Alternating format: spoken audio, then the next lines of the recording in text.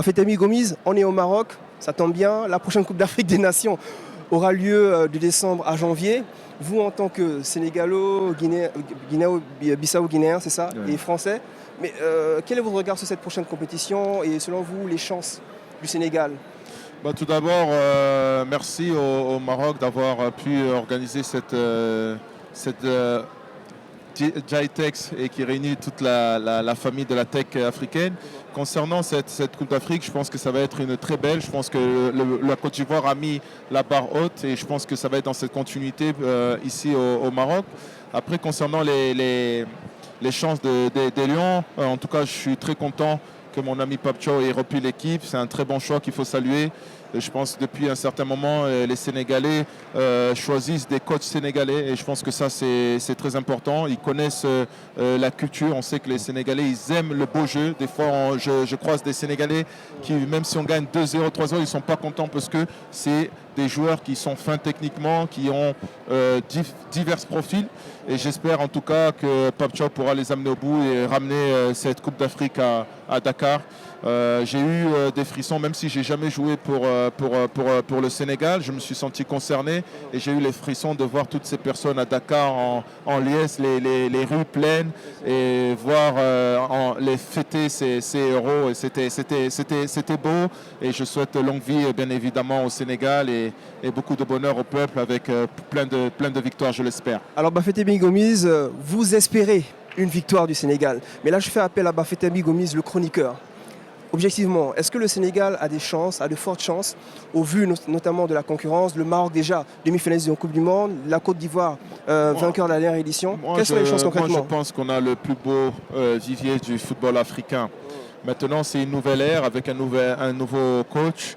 C'est un début d'un cycle. Il faut laisser le temps à cette équipe de se construire, de trouver les automatismes et puis avoir cette chance. On n'a qu'à tous prier parce qu'on a le talent, on a une équipe sérieuse avec des jeunes joueurs à fort potentiel, des joueurs expérimentés qui pourront les encadrer parce qu'on a beaucoup de joueurs qui ont joué des Coupes d'Afrique, des Coupes du Monde et ces expériences-là sont très précieuses dans les compétitions, surtout quand on doit rester un mois ensemble. Et je pense que quand on regarde cette équipe du Sénégal, on peut voir leur fierté à porter ce maillot et surtout de bien vivre ensemble.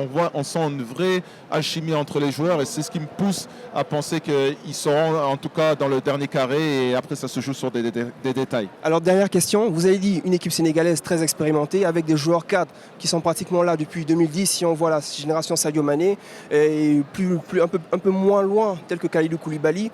Mais certains observateurs disent que cette équipe est en train de vieillir, devient de plus en plus vieille. Selon vous, est-ce que le facteur âge est encore une donnée à prendre en considération? Ne parlez pas d'âge. En tout cas, pour Sadio, c'est une légende et il faut le protéger.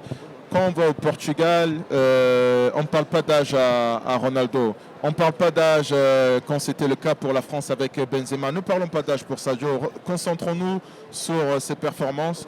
Moi, je vois un Sadio performant avec Al Nassr. Bien sûr qu'il n'a plus ses jambes de 20 ans, comme Ronaldo n'a plus ses jambes, mais il est efficace. Il a pris de la maturité. Je l'ai vu marquer un coup franc récemment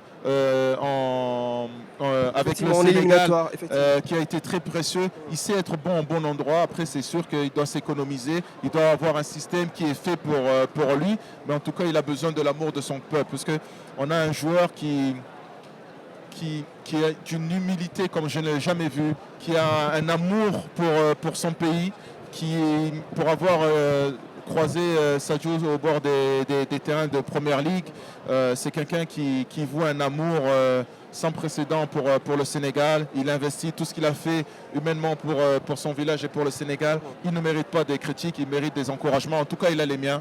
Donc voilà, je vais le soutenir. Je dois aller la semaine prochaine en Arabie Saoudite et j'espère le voir et l'encourager. Et j'espère qu'il nous donnera encore beaucoup de plaisir avec le Sénégal.